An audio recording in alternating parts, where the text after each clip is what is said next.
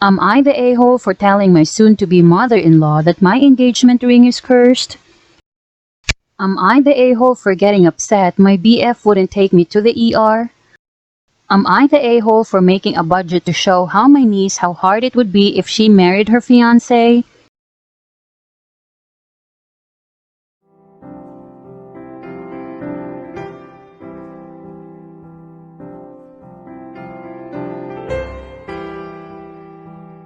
Am I the a-hole for telling my soon-to-be mother-in-law that my engagement ring is cursed?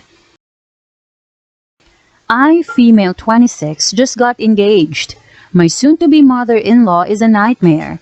We are currently renovating a part of our place and she has been lent a key in the meantime because she keeps coming over uninvited under the guise of helping clean up, but she really just likes to snoop and interfere. I do a martial art and take my engagement ring off before class. I came home from an afternoon class one day and my engagement ring was not in the jewelry dish that I usually leave it in. I asked her about it and she told me that she'd taken it to a jeweler to get it cleaned. She looked super smug about it and when I asked which jeweler, she pretended she couldn't remember. I didn't want to give her the satisfaction of having a reaction to it, so I just let it slide for a couple of days. A couple of days passed and I asked her about it again, and she's super vague. Still pretending she can't remember which jeweler and saying she's too busy to go pick it up anytime soon. So I said, "Wow, I really feel for that jeweler. Hope nothing happens to her." She asked what I meant and I told her that my superstitious Brazilian grandmother had performed some traditional ritual on it that's usually known to curse anyone who takes or handles the ring other than the owner. She looked uneasy and asked me a couple more questions about this ritual, and I made some story up about how my mother's ring had been taken by a burglar who was crushed by a pillar of cement on his way out of the house. I totally made this entire ritual up, and I do have a Brazilian grandmother, but obviously she did not do some ritual to my ring. The next day, my fiancé told me while I was out that she was there to clean it up a bit. Lo and behold, I got home, she had already left, and find my ring where I had left it. It didn't look any cleaner than it had before. Lol. A week later, I received an abusive call from her saying she'd been in a minor car accident and she was blaming me and my witch doctor grandmother, saying she was now cursed for having touched it. I passed the phone to my fiancé who tried to calm her down, but she was hysterical. I told my fiancé what I had told her, and he scolded me a bit because we both know how she is and I should have known she'd react this sort of way. It's been a further week since then and she refuses to talk to me and keeps slandering me to my fiancé. Overall, he sort of recognizes how ridiculous she's being, but the drama of the situation is making me wonder if the whole curse tale was taking it a bit too far. So, am I the a-hole? Hahaha, this is so good, I really hope it is true. NTA, if she didn't steal things from your home she would have no reason to be worried. I would continue to do this for everything she does that is out of line. Take things from your home? Good thing you did a ritual to bring your house protection and curse those who take the items out of the bounds of the home without permission. Try to cause drama at a family event. Good thing your ordinary necklace perfume makeup is enchanted to send famine and plague to those around you who bring ill intentions. Seriously though, get a security camera, change your locks, and never give her a copy again. NTA, and your solution was hysterical. You need to sit down with your fiancé and tell him that his mother needs to stop coming over all the time without warning. It may also be time to revoke her key privileges because she will 100% try something again, especially if you tell her how to lift the curse. If you want to go with the idea of making her do something ridiculous to lift the curse, first warn your grandmother about the scheme so it doesn't cause drama at your wedding. You can then maybe tell her it's intent-based, so I have no idea why you would be cursed when you tried to do something nice. But if a thief gives the ring back and then performs ridiculous ritual, then the curse will be laid dormant and only affect them if they steal anything again. NTA, she took your property while taking up your time and being petty to be petty. She deserved it, and your husband needs to step up as this shit is what will burn out couples. Partner with controlling overbearing milf-fill, partner that doesn't and gets shit on constantly by the milf-fill, all three parties getting fed up. Abuse partner usually just leaving BC they're so fed up of someone who's supposed to be their partner, not stand up for them from the person woes belittling them. which is their parent also belittles them, and they've conditioned their child woes now an adult that this is normal when it's very toxic. Even if your ring was cursed, she would have been bothered had she left your property alone. 7 You id demand the copy of the key. BC, she shouldn't be allowed free access to your all's life without heads up regardless, mainly BC of her history of upsetting OP and spineless husband, allowing it to continue. NTA, but get that key back or change the locks. Do not give a mill that is snooping a key to your home. My parents used to have a key to our home. They on more than one occasion thought it would be okay to visit us unannounced on Sunday morning by showing up in our living room. No matter how many times I told them it was inappropriate and not appreciated, they kept showing up. We moved houses because they lived right around the corner and were our landlords, so changing the locks was not really an option. We were lucky enough to be able to buy a house roughly 45 minutes from their house. Close enough the kids will be able to visit their grandparents. Far enough they won't be able to show up unannounced. They also do not have a key to our home anymore. Nor will they ever get one. NTA, and your solution was hysterical. You need to sit down with your fiancé and tell him that his mother needs to stop coming over all the time without warning. It may also be time to revoke her key privileges because she will 100% try something again, especially if you tell her how to lift the curse. If you want to go with the idea of making her do something ridiculous to lift the curse, first warn your grandmother about the scheme so it doesn't cause drama at your wedding. You can then maybe tell her it's intent-based, so I have no idea why you would be cursed when you tried to do something nice. But if a thief gives the ring back and then performs ridiculous ritual, then the curse will be laid dormant and only affect them if they steal anything again. Am I the a-hole for getting upset my BF wouldn't take me to the ER? My boyfriend, male 20, and I, female 21, live together at my parents'. I have been having some pretty bad UTI symptoms and went to a walk-in clinic 2 weeks ago when I had clear signs of a UTI, and they sent me home and said I tested negative. I woke up a week later with extreme hip pain.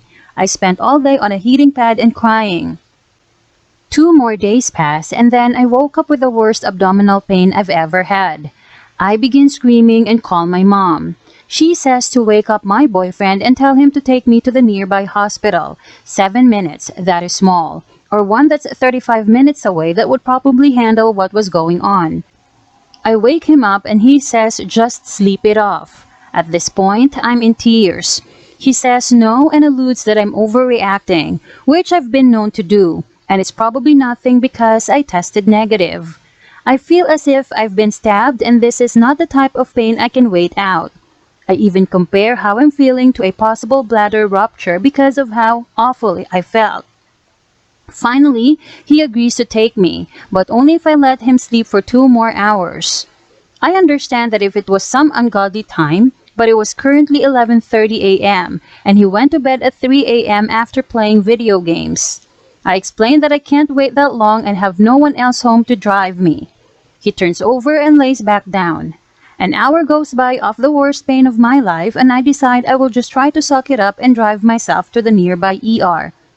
I woke him up one more time and I explained that I cannot wait any longer and need to go now because something is wrong. He snaps and says give him 1 more hour and lays back down. I storm off in my car and make it about 2 blocks before I realize I forgot my wallet. And I was in no state to drive, as I was literally in so much pain I couldn't focus. I come home and lay down in bed beside him as I scream out in pain. He says that I know it takes time for him to wake up and I have no right to get mad. I barely utter out please take me to the one 7 minutes away because I'm scared. I remind him that I've driven 2 hours at 3 a.m. on no sleep just to pick him up from the hospital and spent the whole summer helping him recover from his injury, including bathing and wiping him because he needed me. He argues some more, then finally at 2:30 p.m. takes me to the hospital 7 minutes away. It turns out I had an advanced UTI, an infection in my bladder and kidneys as well as a kidney stone that was infected. I felt bad as I recalled my attitude that morning, but I was in a lot of pain. I do recall saying things like, "Fine, just don't help me then," and "You're being a dick," in rebuttal to his attitude. Am I the a-hole?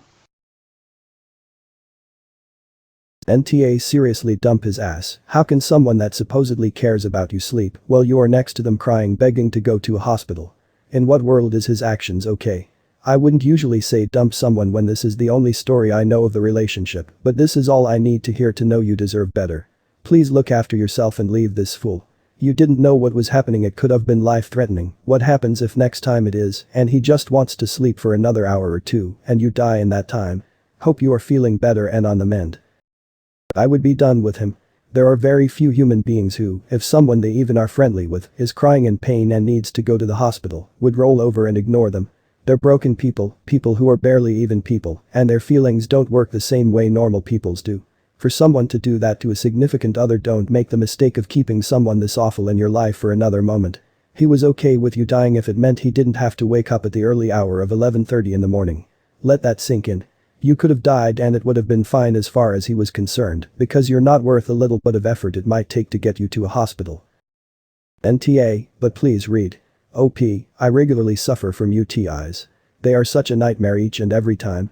My boyfriend though is always prepared to take me to the urgent care hospital if I need to, because he knows how much pain I'm in when I get them. It doesn't matter if I just got a paper cut, he would still be the first person there to get me the help I need.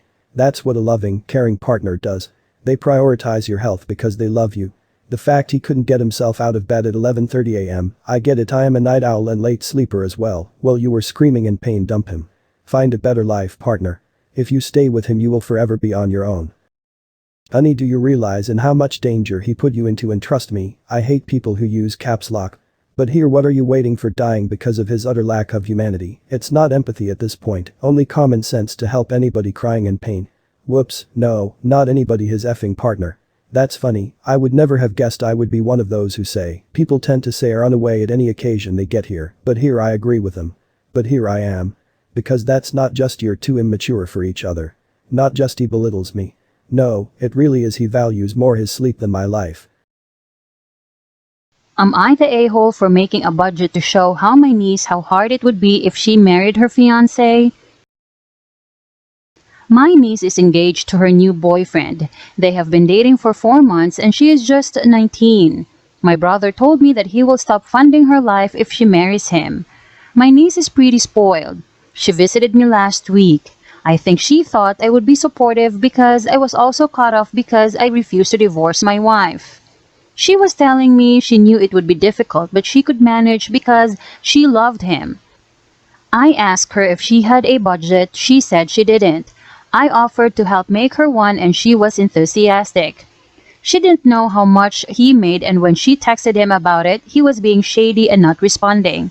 So I assumed he would make $16 per hour and work 12 hours per day for 6 days and $10,000 in tips, and I assumed she would work the same hours and make the same amount. I then showed her how much things will actually cost and budgeted them figures in. I also emphasized that these were very generous assumptions on my part and it is a rosier picture than reality. It still meant that she would have to make substantial changes to her lifestyle, and I think it dawned on her how drastically different it would be to date someone without money and be actually married to them. So she asked me how we made it work, and I told her that my wife and I had sat down for hours preparing budgets and getting ready to be cut off, and we were cut off in our early 30s, and already had 2 great careers and received other inheritances which had helped immensely. She was sober and serious when she left my house. She broke up with him and has moved back home. It appears she asked him about his salary and it was lower than my assumptions, and that freaked her out and she broke up with him. She is upset and she said I scared her and she really misses him. My wife said that I was a bit manipulative with my assumptions, as I did know they were more generous than normal and she would freak out when she tried to make a real budget. I did know that and it does make me feel a bit bad. I feel like I played her here. I'm a tentative NTA, and very softy a hole, but mostly NTA. I don't know about other people, but when I budget, the primary budget is always pessimistic, presuming the worst, then I copy the spread and starting changing the numbers to the historic means of the values, and then I know the real budget will be somewhere in the middle of the pessimistic and historic. I find it that having the worst case budget also helps be prepared for the worst. Oh boy, this virus thingy put that to the test. She is 19 and spoiled. She never learned to deal with the frustration and having the cake and not being able to eat it and ask for seconds and eat those as well, so now it's hitting her extra hard and it's her parents' fault, not yours. She chose keeping her lifestyle over love, and it's up to her to learn to deal with the consequences of her actions and to plan ahead. I wish I had rich people problems. YTA for purposely making the figures higher than reality to sway her decision, but NTA for giving her a dose of reality.